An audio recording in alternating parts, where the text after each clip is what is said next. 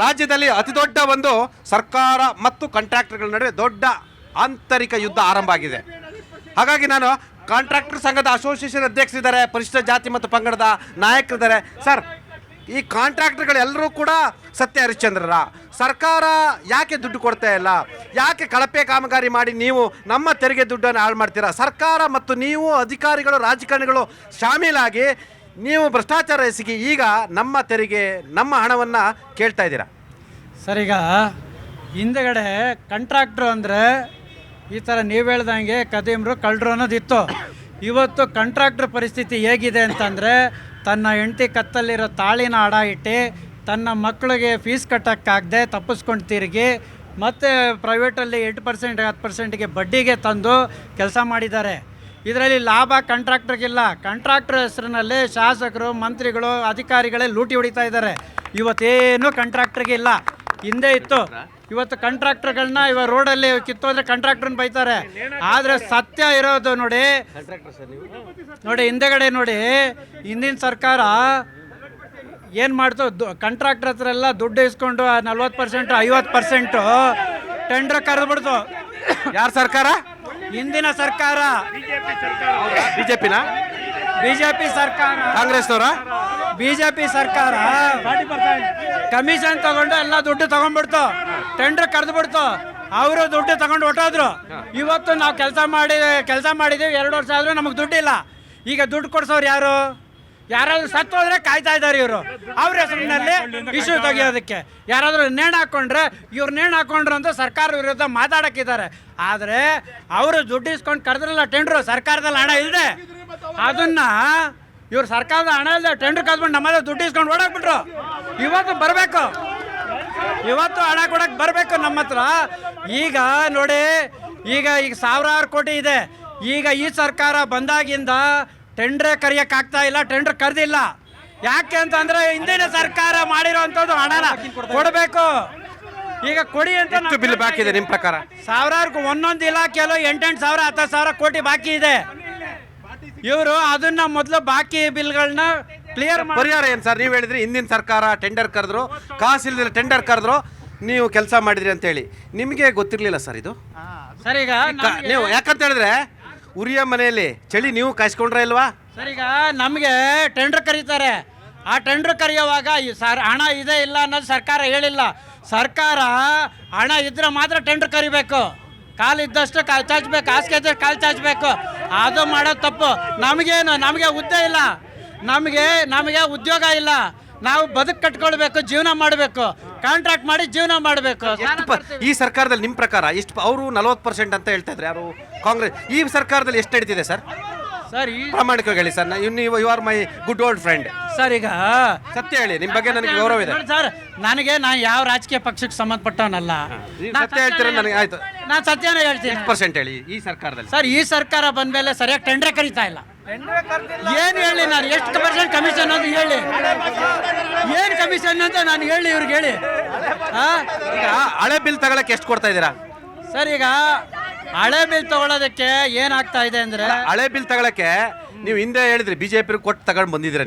ನೀವು ಏನು ಸತ್ಯ ಹರಿಶ್ಚಂದ್ರ ಹೌದೌದು ಕೊಟ್ಟು ತಗೊಂಡು ಕೆಲಸ ಆದ್ಮೇಲೆ ಈಗ ಮತ್ತೆ ದುಡ್ಡು ತಗೊಳಕ್ಕೆ ಎಷ್ಟು ಕೊಡ್ತಿದ್ದೀರಾ ಸರ್? ಈಗ ದುಡ್ಡು ಸರ್ ಸತ್ಯ ಹೇಳ್ತಿದ್ದಾರೆ. ದಯಮಾಡಿ ಕಾಂಟ್ರಾಕ್ಟ್ ಸಂಘದ ಅಧ್ಯಕ್ಷರಿದ್ದಾರೆ, ದಯಮಾಡಿ ಸೈಲೆಂಟ್ ಇರಿ. ಅವರು ಸತ್ಯ ಹೇಳ್ತಾ ಇದ್ದಾರೆ. Please tell me sir. Sir, ಈಗ ಇಲ್ಲೇನಾಗಿದೆ ಅಂತಂದರೆ, ಇವರು ಏನೋ ಎಷ್ಟೋ ಕೊಟ್ಬಿಟ್ರೆ ಸಾಕು. ಇವ್ರು ಕೊಡ್ತಾನೆ ಇಲ್ವಲ್ಲ, ದುಡ್ಡಿಲ್ಲ ಅಂತಾರೆ. ಅದಕ್ಕೆ ನಾವು ನೇಣು ಹಾಕೊಳ್ತೀವಿ ಅಂತ ಪತ್ರ ಬರ್ತಿರೋದು. ನಾವು ನಡೀತಿರೋದು ನಿಮ್ಮ ಪ್ರಕಾರ ಈ ಕೆಲವೆಲ್ಲ ನಡೀತವೆ, ಕೆಲವೆಲ್ಲ ಕೊಡ್ತಾ ಇದಾರಂತ. ಅದೆಷ್ಟು ನಡೀತಿದೆ ಪರ್ಸೆಂಟೇಜ್? ನಿಮ್ಮ ಫ್ರೆಂಡ್ಸ್ ಎಲ್ಲ ನೀವು ಕೊಟ್ಟಿಲ್ಲ ಬಿಡಿ ಪಾಪ, ಬೇರೆಯವ್ರು ಎಷ್ಟು ಕೊಟ್ಟಿದ್ದಾರೆ ಸರ್? ಇರೋದು ನೋಡಿ, ಸತ್ಯ ಹೇಳ್ತೀನಿ ನೋಡಿ. ಇಲ್ಲಿ ಎಮ್ ಎಲ್ ಎಗಳು ಯಾವ ಗುತ್ತಿಗೆದಾರರಿಗೆ, ಯಾವ ಕಾಮಗಾರಿಗಳಿಗೆ ಹಣ ಬಿಡುಗಡೆ ಮಾಡಿ ಅಂತ ಹೇಳ್ತಾರೋ ಆ ಕಾಮಗಾರಿಗಳ ಹಣ ಬಿಡುಗಡೆ ಮಾಡ್ತಾರೆ. ಯಾವ ಕಾಂಟ್ರಾಕ್ಟರ್ ಯಾರು? ಹೆಂಗೆ ಸರ್? MLA ಗೆ ಎಷ್ಟು, ಡಿಪಾರ್ಟ್ಮೆಂಟ್ಗೆ ಎಷ್ಟು, ಮಿನಿಸ್ಟ್ರಿಗೆ ಎಷ್ಟು ಸರ್ ಈ ಸ್ಲ್ಯಾಬ್? MLA ಒಂದೊಂದು ಕ್ಷೇತ್ರದಲ್ಲೇ ಇದೆ. ಆದ್ರೆ ಹಿಂದಿನ ಸರ್ಕಾರದಷ್ಟು ಕೆಟ್ಟದು ಜಾಸ್ತಿ ಇಲ್ಲ. ಮತ್ತೆ 60% ಅಂತಾರೆ ಅವರು. ಸರ್, ಇಲ್ಲ ಎಷ್ಟಿದೆ? ಇದು ಒಂದು 30 ಇದೆಯಾ? ಈಗ ನೋಡಿ ಸರ್, ಸರ್ ಒಂದು 30 ಇರ್ಬೋದಾ ನಿಮ್ಮ ಪ್ರಕಾರ? ಸರ್ ಈಗ 30 ಇಲ್ಲ ಈಗ ದುಡ್ಡು ಸರ್ಕಾರದಲ್ಲಿ ಏನಾಗಿದೆ ಗೊತ್ತಾ? ಹೇಳ್ತೀನಿ ಒಂದು ಸತ್ ನೋಡಿ. ಈಗ ಹೇಳ್ಬೇಕು ನೀವು. ಇಲ್ಲ ನಾನು ಸತ್ಯ ಹೇಳ್ತೀನಿ ನೋಡಿ. ನಮಗೆ ಈಗ ಕೇಳ್ತೀನಿ ನೋಡಿ, ಸತ್ಯನೇ ಹೇಳ್ತೀನಿ ನೋಡ್ರಿ. ಈಗ ಟೆಂಡರ್ ಕರೀತಾರೆ, ಟೆಂಡರ್ ಕರೆದ್ರೆ ನಾವೇನೋ ದುಡ್ಡು ಕೊಟ್ಬಿಟ್ಟು ನಾವು ಕೆಲಸ ನಮಗೆ ಬಿಟ್ಕೊಡಿ ಅಂತ ಹೇಳ್ತೀವಿ. ಆದರೆ ಇಲ್ಲೇನಾಗಿದೆ, 10 ಕೋಟಿ 20 ಕೋಟಿ ಪ್ಯಾಕೇಜ್ ಮಾಡೋದಕ್ಕೆ ಸಚಿವ ಸಂಪುಟನ ತೀರ್ಮಾನ ತಗೊಳುತ್ತೆ. ಅಲ್ಲೇ ದೊಡ್ಡವ್ರ ಹತ್ರ ಏನು ನಡೆಯುತ್ತೆ ಅಂತ ಗೊತ್ತಾಗ್ತಾ ಇಲ್ಲ. ಅದಕ್ಕೆ ನಾವು ಹೇಳ್ತಾ ಇರೋದು, ಮೊದಲು ನಮಗೆ ಕೆಲಸ ಮಾಡೋಕ್ಕೆ ದುಡ್ಡು ಬೇಕು. ಈಗ ನಮಗೆ ಬಿಲ್ ಸಮಸ್ಯೆ ಏನು ಗೊತ್ತಾ, ಈ ನಿಮ್ಮ ಕಾಂಟ್ರಾಕ್ಟರ್ ಸರ್ಕಾರ ನಮ್ಮ ತೆರಿಗೆ ದುಡ್ಡು ಕತೆ ದೇವರೇ ಗತಿ. ಎಸ್ ಸರ್, ಏನು ಸರ್ ಸರ್ಕಾರ ಪಾಪ ಗುತ್ತಿಗೆದಾರರು ಏನು ಮಾಡ್ಬೇಕಂತೀರಿ? ದೊಡ್ಡವ್ರು ಇದ್ದಾರೆ, ದೊಡ್ಡವ್ರು ಹೆಂಗೋ ದೊಡ್ಡ ಲಾಬಿ ಮಾಡ್ಕೊಂಡು ಹೋಗ್ತಾರೆ. ಅವರಿಗೆ ಡೈರೆಕ್ಟು ಚೀಫ್ ಮಿನಿಸ್ಟರ್ ಗೊತ್ತಿರ್ತಾರೆ, DCM ಗೊತ್ತಿರ್ತಾರೆ. ಸಣ್ಣವ್ರ ಕತೆ ಏನು ಸರ್, ಹೇಳಕ್ಕಂತ ಸಾಯ್ಬೇಕಾ? ಅಲ್ಲ ಸರ್, ಪರಿಸ್ಥಿತಿನ ಕ್ರಿಯೇಟ್ ಮಾಡಿದ್ದು ಭಾರತೀಯ ಜನತಾ ಪಕ್ಷ ಸರ್ಕಾರ. ಆಯ್ತು ಸರ್, ಈಗ ಪರಿಹಾರ ಏನು ಸರ್? ಕೆಲಸ ಮಾಡಿದಾರಲ್ಲ ಅವರು ಪಾಪ. ಜನಪರ ಯೋಜನೆಗಳಿಗೆ ನಮ್ಮ ಸರ್ಕಾರಗಳು ದುಡ್ಡು ಕೊಡ್ತಾ ಇದಾವೆ. ಇದಕ್ಕೆ ದುಡ್ಡು ಕೊಡಕ್ಕೆ ದುಡ್ಡಿಲ್ಲ. ಇದಕ್ಕೆ ಕೊಡೋದು ವಿಷಯ ಹೇಳಿ, ಅವ್ರು ನೇಣು ಹಾಕಬೇಕೇನ್ರಿ ಪಾಪ? ನೇಣು ಹಾಕೋಣದಲ್ಲ ಸರ್, ಇವರು ಕಾಂಟ್ರಾಕ್ಟರ್ಗಳು 2013ರಲ್ಲಿ BJP ಸರ್ಕಾರ ಹೋಗ್ಬೇಕಾದ್ರೆ ಒಂದು 100 ರೂಪಾಯಿ ಖರ್ಚು ಮಾಡೋಂತಹ ಸರ್ಕಾರ 1000 ರೂಪಾಯಿ ಖರ್ಚು ಮಾಡಿ ಅವ್ರನ್ನೆಲ್ಲ ಕರೆದು ಕಾಂಟ್ರಾಕ್ಟ್ ಕೊಟ್ಬಿಟ್ರು. ಅಲ್ಲಿ ಎಲ್ರಿ ಅವ್ರು ಬಿಲ್ ಮಾಡೋಕ್ಕಾಗ್ತೇನ್ರಿ? 1000 ಕೋಟಿನ ಕೊಟ್ಬಿಟ್ಟು ಕೆಲಸ ಮಾಡ್ರಿ ಅಂದರು. ಅದಕ್ಕೆ ಅನುಮೋದನೆ ಸಿಕ್ಕಿಲ್ಲ ಸರಿಯಾಗಿ. ಎಲ್ಲ ಸೇರ್ಕೊಂಡು ಲೂಟಿ ಮಾಡಿಬಿಟ್ರು 2013ರಲ್ಲಿ. ಇವರು ಗುತ್ತಿಗೆ 13 ಪ್ರಾರಂಭದಲ್ಲಿ BJP ಸರ್ಕಾರದವ್ರು ಮಾಡಿದ್ದು. BJP ಸರ್ಕಾರ ಇದ್ದಾಗ ಎಸ್ ಸರ್. ಸರ್ ನಾನೊಂದು ಹೇಳಕ್ಕೆ ಇಷ್ಟಪಡ್ತೀನಿ. ಕಾಂಗ್ರೆಸ್ ಅವರು 40% ಅಂತಾರೆ, BJP ಅವರು 60% ಅಂತಾರೆ. ಇವ್ರು ಮಾಡಿರೋ ಕೆಲಸ ಎಲ್ಲ ಬರೀ ಲಂಚ ಹೊಡೆದಿರೋ ಕೆಲಸನೇ. ಸರ್ ಇವತ್ತೇನಾಗಿದೆ ಅಂದ್ರೆ ಕಾಂಗ್ರೆಸ್ BJP ಅವರು ಒಂದು ನಾಣ್ಯದ 2 ಮುಖಗಳಾಗೋಗಿದ್ದಾರೆ. ಇವರು ಅವ್ರ ಬಗ್ಗೆ ಹೇಳೋದು, ಅವ್ರು ಇವ್ರ ಬಗ್ಗೆ ಹೇಳೋದು. ಸರ್ವ ಜನಾಂಗದ ಶಾಂತಿಯ ತೋಟ ಅಂತ ನಮ್ಮ ನಾಡಗೀತೆಯಲ್ಲಿದೆ. ಅದು ಏನಾದ್ರು ಓದಿದಾರಾ? ಅಲ್ಲ ಇವರು ನಮ್ಮ ನಾಯಕರು ಜೈಲು ಅಂತಾರ, ಇವ್ರ ನಾಯಕರು ಗಾಂಧಿನಗರಲ್ಲಿ ವೆಂಡನ್ನು ಸರ್, ನಾನು ಕಾಂಟ್ರಾಕ್ಟ್ ವಿಷಯ ಮಾತಾಡ್ತೀನಿ. ಗಾಂಧಿನಗರಲ್ಲಿ ಅನ್ಯಾಯ ಆಗಿರೋದಕ್ಕೆ ವೆಂಡನ್ ಅಂತ ಒಬ್ಬ AW ಸೂಸೈಡ್ ಮಾಡ್ಕೊಂಡು ಸತ್ತ. ಕಾಂಗ್ರೆಸ್ ಸರ್ಕಾರ ಇದ್ದಾಗ ಕಾಂಗ್ರೆಸ್ MLAಗಳು ಮಾಡಿದಂತ ದೌರ್ಜನ್ಯ ಅದು ಸರ್. ಎಷ್ಟು ಜನ ಹಾಳಾಗಿದ್ದಾರೆ ಗೊತ್ತಾ? ಎಷ್ಟು ಜನ ಕಾಂಟ್ರಾಕ್ಟ್ಗಳನ್ನ ನೇಣು ಹಾಕೊಂತೀವಿ ಅಂತಿದ್ದಾರೆ ಪಾಪ. ಪರಿಸ್ಥಿತಿ ಅವ್ರದ್ದು ತಾರಕೇರಿದೆ ಇದ್ದಾರೆ ಎಲ್ಲ. ನಾನು 100ಕ್ಕೆ 100 ಜನರು ಕೂಡ ಕಾಂಟ್ರಾಕ್ಟರ್ಗಳು ಕಳ್ರು ಅಂತ ಹೇಳಲ್ಲ. ಪ್ರಾಮಾಣಿಕವಾಗಿ ಮಾಡ್ತಾರೆ. ಅವ್ರ ಪರಿಸ್ಥಿತಿ ಏನು ಸರ್? ಎಲ್ಲ ಸಾಲ ಮಾಡಿ ನಿಮ್ಮಂತವ್ರ ಕೈಲಿ ಬಡ್ಡಿ ತಗೊಬಂದು ಕಾಂಟ್ರಾಕ್ಟ್ ಮಾಡಿದ್ರೆ ಕತೆ ಏನು? ನಮ್ಮ ರಾಜ್ಯದ ಪರಿಸ್ಥಿತಿನೇ ಈ ತರ ಆಗಿದೆ. ಅಲ್ಲಿ ಅವ್ರು ಸಾಯ್ತಾರೆ, ಇಲ್ಲಿ ಬಾಣಂತಿಯರು ಸಾಯ್ತಾನೆ ಇದ್ದಾರೆ ದಿನ. ಸರ್ಕಾರ ಕುರ್ಚಿಗಾಗಿ ಒದ್ದಾಡ್ತಾ ಇದೆ. ಬಡ ಮಟ್ಟದ ಗುತ್ತಿಗೆದಾರ ಇವತ್ತು ಬದುಕೋದಕ್ಕೆ ಆಗಲ್ಲ. ಯಾಕಂದ್ರೆ ಇವತ್ತು ಎಲ್ಲಾ MLAಗಳು ಗುತ್ತಿಗೆದಾರ ಆಗ್ಬಿಟ್ಟವ್ರೆ. ಅವ್ರ ಸಂಬಂಧದಲ್ಲಿ ಅವ್ರ ಫ್ಯಾಮಿಲಿಗಳೇನೆ. ಸತ್ಯ ಹೇಳಿದ್ರಿ ಸರ್. ನಿಮ್ಮ MLAಗಳೇ ಇವತ್ತು ಗುತ್ತಿಗೆದಾರರಾಗಿದೆ? ಇಲ್ಲ, ಖಂಡಿತ ಇಲ್ಲ. ನಾನೊಂದು ಹೇಳ್ತೀನಿ, AAP ಆಗ್ಲಿ BJP ಆಗ್ಲಿ JDS ಅವ್ರಿಗೆ ಮಾಹಿತಿ ಕೊರತೆ ಇದೆ. ಅವ್ರು ಇವಾಗ ತಾನೇ ಕ್ಲಿಯರ್ ಆಗಿ ಹೇಳ್ತಾ ಇದ್ರು, ಕಾಂಟ್ರಾಕ್ಟರ್ ಅಸೋಸಿಯೇಷನ್ ಇಂದ ನಾವು ಪರ್ಸೆಂಟೇಜ್ ಕೊಟ್ಟು ಕೆಲಸ ತಂದಿದ್ವಿ ಅಂತ. BJP ಅವಧಿಯಲ್ಲಿ 32,000 ಕೋಟಿಯಷ್ಟು ಕೆಲಸ ಮಾಡಿದ್ದಾರೆ. ಅವ್ರಿಗೆ ಅವಧಿ ಮುನ್ನನೇ ಅವ್ರಿಗೆ ಟೆಂಡರ್ ಕರೆಯುವಂಥ ಅವಶ್ಯಕತೆ ಏನಿತ್ತು? ಅಷ್ಟೊಂದು ಕೆಲಸ ಮಾಡುವಂಥ ಅವಶ್ಯಕತೆ ಇತ್ತು. 10 ರೂಪಾಯಿ ಇರೋ ಬಜೆಟಲ್ಲಿ 1000 ರೂಪಾಯಿ 10,000 ಕೆಲಸ ಮಾಡಿಸುವಂಥ ಅವಶ್ಯಕತೆ ಅವ್ರಿಗೆ ಏನಿತ್ತು? ಅವರು ಆಪರೇಷನ್ ಕಮಲ ಮಾಡ್ಕೊಂಡ್ರು, 16 ಜನ MLA ಎಲ್ಲ ಕರ್ಕೊಂಡ್ರು. ಅವ್ರವ್ರಿಗೆ 500 ಕೋಟಿ 600 ಕೋಟಿ 1000 ಕೋಟಿ ಕೊಟ್ರು. ಎಲ್ಲಿಂದ ಬರುತ್ತೆ? ಅದೆಲ್ಲ ಇಲ್ಲಿಂದನೇ ಬಂದಿರೋದು ಸರ್. ಇವರು ಕಾಂಟ್ರಾಕ್ಟರ್ಗಳನ್ನ ಇವರು ಕಾಂಟ್ರಾಕ್ಟರ್ಗಳು BJP ಅವ್ರನ್ನ ಹೆಂಗ್ ನಂಬುದ್ರು ಅಂದ್ರೆ ಅರ್ಕೆ ಕುರಿ ಮಾಡ್ಬಿಟ್ರು. ಇವರೇ ಆರ ಮಚ್ಚು ಎಲ್ಲ ಕೊಟ್ಟಿ ಸಮಾಧಾನವಾಗಿ ಹೇಳ್ಬೇಕಂದ್ರೆ ಒಂದು ಪಾಯಿಂಟ್ ಕೇಳ್ಕೊಳ್ಳಿ. ಇನ್ನೂ 10 ವರ್ಷ ನಮ್ಮ BJP ಸರ್ಕಾರ ಕರ್ನಾಟಕದಲ್ಲಿ ಬರಲ್ಲ ಅಂತ ಅವ್ರಿಗೆ ಗೊತ್ತಾಗೋಯ್ತು.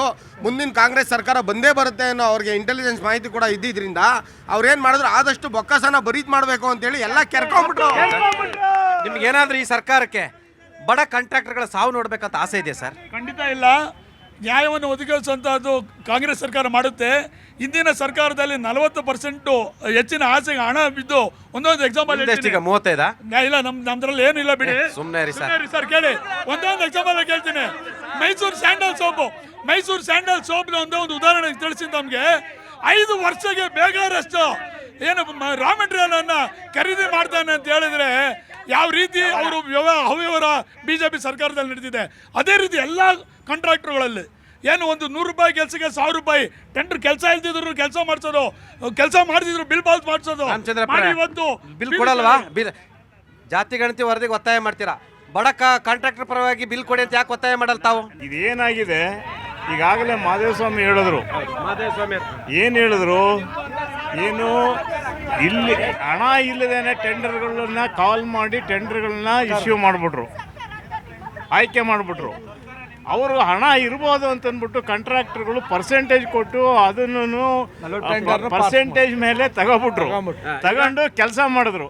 ಈಗ ಅರಕತ್ತರಿಯಲ್ಲಿ ಏನಿಲ್ಲ, ಅದನ್ನ ಗ್ರಾಜುಯಲ್ ಆಗಿ ಅದನ್ನ ಕ್ಲಿಯರ್ ಮಾಡಿ ಯಾವಾಗ ಸರ್ ಸೆಟ್ಲ್ ಮಾಡ್ಬೇಕಾ ಬೇಡ ಸರ್? ಇದು ಸರ್ ಸೆಟ್ಲ್ ಮಾಡಬೇಕು, ಹಂತವಾಗಾದ್ರೂ ಸೆಟ್ಲ್ ಮಾಡಬೇಕು. Yes sir.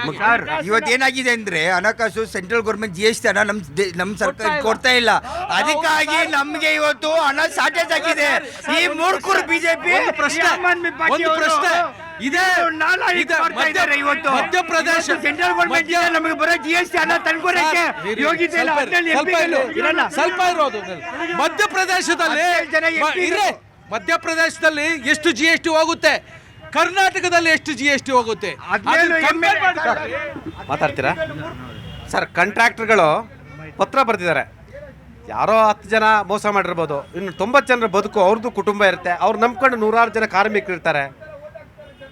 ಬಿಲ್ ಪಾವತಿ ಮಾಡ್ಬೇಕಾ ಬೇಡಲ್ಲ? ಬಿಜೆಪಿಯವರೇನೋ ಮಾಡಿದ್ರು. ಅವರು ಕಾಂಟ್ರಾಕ್ಟರ್ ಬದುಕಬೇಕಲ್ಲ ಸರ್. ನೋಡಿ, ನಿಮ್ಮ ಪರವಾಗಿ ಮಾತಾಡ್ತಾರೆ ಮಾದೇಸ್ವಾಮಿ. ಅವರು ಬದುಕಬೇಕಲ್ಲ ಸರ್. ಅವ್ರಿಗೆ ಇದು ಮಾಡಿಲ್ಲ ಅಂದ್ರೆ ಹೆಂಗೆ ಸರ್? ಮಾಡಬೇಕು, ಬಿಲ್ ಪಾಸ್ ಮಾಡಬೇಕು. ಬಿಲ್ ಎಸ್ ಮೇಡಮ್, ಕಾಂಟ್ರಾಕ್ಟರ್ಗಳು ಬದುಕಬೇಕಾ? ಸರ್ ಕರ್ನಾಟಕ ನಿಮ್ಮ ಸರ್ಕಾರದವರು ಟೆಂಡರ್ ಹೆಂಗ್ ಕರೆದ್ರು ಅಂತ ಅವ್ರ ಅಧ್ಯಕ್ಷ, ಅಸೋಸಿಯೇಷನ್ ಅಧ್ಯಕ್ಷ, ಅವ್ರಿಗೆ ಜವಾಬ್ದಾರಿ ಇದೆ. ಮಹದೇವಸ್ವಾಮಿ ಅವರು ಸರ್ ಒಬ್ರು ಅಂಬಿಕಾಪತಿ ನೋಡಿ, ಕಿಯೋನಿಕ್ಸ್ಗ ಎಲೆಕ್ಟ್ರಾನಿಕ್ಸ್ ಡೆವಲಪ್ಮೆಂಟ್ ಅವರು ದಯಾಮರಣ ಕೋರಿ ಅರ್ಜಿ ಹಾಕೊಂಡಿದ್ದಾರೆ. ನಾಚಿಕೆ ಆಗ್ಬೇಕ್ರಿ. ಯಾರು? ಖರ್ಗೆ ವಿರುದ್ಧ, ಪ್ರಿಯಾಂಕಾ ಖರ್ಗೆ ಮತ್ತೆ ಅದು ಯಾರು ಶರತ್ ಬಚ್ಚೇಗೌಡರ ವಿರುದ್ಧ ನಾನು ಕೋರ್ಟ್ಗೆ ಹೋಗ್ತೀನಿ, ನನಗೆ ದಯಾಮರಣ ಕೊಡಿ ಅಂತ ಕೇಳ್ಕೊಂಡಿದ್ದಾರೆ. ಅಂದ್ರೆ ಯಾರು ಮೋಸ ಮಾಡ್ತಿದ್ದಾರೆ ಇಲ್ಲಿ? ಎಲ್ಲಿ ಕಾಂಟ್ರಾಕ್ಟರ್ಗಳಿಗೆ ಮೋಸ ಆಗ್ತಿದೆ ಅಂತ ಪ್ರತಿಯೊಬ್ಬರು ಯೋಚನೆ ಮಾಡಬೇಕು. ಪಕ್ಷಾತೀತವಾಗಿ ಯೋಚನೆ ಮಾಡಬೇಕು. Yes sir. ಅಲ್ಲ, ಇವತ್ತು ಈ ಸರ್ಕಾರಕ್ಕೆ ಏನಾದರೂ ಬದ್ಧತೆ ಇದ್ರೆ ಇವತ್ತು ಕಟ್ಟಡ ಕಾರ್ಮಿಕರು ಇವತ್ತು ಏನು ಕೆಲಸ ಮಾಡಿದ್ದಾರೆ ಕಾಂಟ್ರಾಕ್ಟ್ಗಳು, ಅವ್ರ ಹಣ ಬಿಡುಗಡೆ ಮಾಡಿ. ಇಲ್ಲ ಅಂದ್ರೆ ನೀವು ಮಾಡಿರೋದು ಸುಳ್ಳು ಲೆಕ್ಕ ಮಾಡಿದ್ದೀರಾ ಅಂತೇಳಿ ರಿಜೆಕ್ಟ್ ಮಾಡಿ. 20 ತಿಂಗಳಾದರೂ ಸರ್ಕಾರಕ್ಕೆ ಇನ್ನೂ ಬದ್ಧತೆ ಇಲ್ಲದೆ ಇರ್ತಕ್ಕಂಥದ್ದು. ಇವತ್ತು ಮುಖ್ಯಮಂತ್ರಿಗಳು ಕೂಡಲೇ ರಾಜೀನಾಮೆ ಕೊಡಬೇಕು. ಅವರು ದಯಾಮರಣಕ್ಕೆ ಕಾಂಟ್ರಾಕ್ಟ್ಗಳ ಅಸೋಸಿಯೇಷನ್ ಪತ್ರ ಬರೀತಾರೆ ಅಂದ್ರೆ ಇವತ್ತು ಏನು ಮಾಡ್ತಾ ಇದ್ರಿ? ಸುಳ್ಳು ಬಿಜೆಪಿ ಸರ್ಕಾರದಲ್ಲಿ ಸುಳ್ಳು ಲೆಕ್ಕ ತೋರಿಸಿದಾರ? ತನಿಖೆ ಮಾಡಿ, ವಜಾ ಮಾಡಿ, ಅವ್ರನ್ನ ಯಾರು ತಪ್ಪು ಮಾಡಿದಾರೆ ಶಿಕ್ಷೆ ಕೊಡಿ. ಎಸ್ ಸರ್, ಬೇಗ. 2 ಲಕ್ಷ ಕೋಟಿ ನಾವು ಕರ್ನಾಟಕದಿಂದ ತೆರಿಗೆ ಕಟ್ತಾ ಇದ್ದೀವಿ. ಅವ್ರು ಈಗ ನರೇಂದ್ರ ಮೋದಿ ಅವರು ಬರೀ 6,000 ಕೋಟಿ ಕಟ್ತಾ ಇದ್ದಾರೆ. ಬಿಜೆಪಿ ಭ್ರಷ್ಟಾಚಾರದ ಆಡಳಿತದ ಫಲವಾಗಿ ಕಾಂಗ್ರೆಸ್ ಇವತ್ತು ಎಲ್ಲ ತೆರಿಗೆ ಗುತ್ತಿಗೆದಾರರಿಗೆ ಹಣ ಬಿಡುಗಡೆ ಮಾಡಬೇಕು ಸರ್. ಸರ್, ಈಗ RDPR ಮಿನಿಸ್ಟರ್ನ ಇತ್ತೀಚೆಗೆ ಭೇಟಿ ಮಾಡಿದಾಗ ಕಾಮಗಾರಿಗಳಿಲ್ಲ, ಗ್ರಾಂಟ್ಸ್ ಕೊಡೋಂಗಿಲ್ಲ, ನಾವು ದುಡ್ಡು ಕೊಡ್ತೀವಿ ಅಂತ ಅಂದ್ರೂ ಹಳೇದೇ 3,000 ಕೋಟಿ ಇದೆ, ಅದು ಕ್ಲಿಯರ್ ಮಾಡೋವರೆಗೂ ನಾನು ಯಾವುದೇ ಕಾಮಗಾರಿಗಳನ್ನ ಹೊಸದು ಮಾಡಲ್ಲ. ಬಿಜೆಪಿ ಅವ್ರಿಗೆ ಬದ್ಧತೆ ಇಲ್ವಾ? ಹಾಗಾದ್ರೆ ಬಿಜೆಪಿ ಅವ್ರಿಗೆ ಬದ್ಧತೆ ಇದ್ದಿದ್ರೆ ಆವಾಗಿನ ಕಾಂಟ್ರಾಕ್ಟರ್ಗೆ ಬಿಲ್ ರಿಲೀಸ್ ಮಾಡ್ಬೇಕಿತ್ತು. ಬಿಜೆಪಿಯಲ್ಲಿ ಕೆಲಸ ಆಗಿದ್ದು ಇವತ್ತು ಕೂಡ ಬಿಲ್ ಯಾವುದು ಪಾಸ್ ಆಗಿಲ್ಲ. ಏನಕ್ಕಂದ್ರೆ ಕಾಂಟ್ರಾಕ್ಟ್ಗಳು ಇವತ್ತು ಕೂಡ ಒದ್ದಾಡ್ತಾ ಇದ್ದಾರೆ. ಕೆಲವರು ನೇಣು ಹಾಕೊಂಡು ಸಾಯ್ತಾ ಇದ್ದಾರೆ. ಏನಕ್ಕಂದ್ರೆ ಬಿಜೆಪಿ ಆ ಸರ್ಕಾರ ಇದ್ದಾಗ 40% ಕಮಿಷನ್, ಇವ್ರು 60%, 100%. 2 ಸರ್ಕಾರ ತಗೊಂಡ್ರೆ ಕಾಂಟ್ರಾಕ್ಟ್ಗಳು ಎಲ್ಲಿ ಬದುಕ್ತಾರೆ ಸರ್? ಖಾಲಿ 2012ರಲ್ಲಿ BBMPಗೆ ಬೆಂಕಿ ಇಟ್ಟವ್ರು ಯಾರು? ಬಿಜೆಪಿನವರು. ಅವತ್ತಿನ ಗುತ್ತಿಗೆದಾರರು ಇವತ್ತು ಏನಾಗಿದ್ದಾರೆ? ಇದ್ರ ಬಗ್ಗೆ ಹೇಳಿ ಸರ್. ಸರ್, ನಮಗೆ ಕಾಂಗ್ರೆಸ್ಗೆ ಬದ್ಧತೆ ಇದೆ. ಗುತ್ತಿಗೆದಾರ ಖಾಲಿ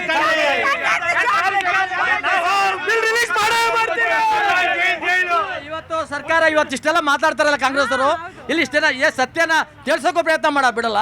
ಇವತ್ತು ಸರ್ಕಾರ ಇದೆ, ಸರ್ಕಾರಕ್ಕೆ ಸುಪ್ರೀಂ ಪವರ್ ಇದೆ. ಯಾರು ಕೆಲಸ ಮಾಡಿಲ್ಲ ಕಾಂಟ್ರಾಕ್ಟ್ಗಳು ಅವ್ರನ್ನ ವಜಾ ಮಾಡಿ, ಅವ್ರು ಬಿಲ್ ಮಾಡಿದ್ರೆ ಕೆಲಸ ಮಾಡೋರು ದುಡ್ಡು ಕೊಡಿ. ಇದು ಈ ವಾರದ ಜನಮನ. ಮುಂದಿನ ವಾರ ಮತ್ತಷ್ಟು ವಿಷಯಗಳ ಜೊತೆ ನಿಮ್ಮ ಮುಂದೆ ಹಾಜರಿರ್ತೀನಿ. ನ್ಯೂಸ್ 18 ಕನ್ನಡ ನೋಡ್ತಾ ಇರಿ.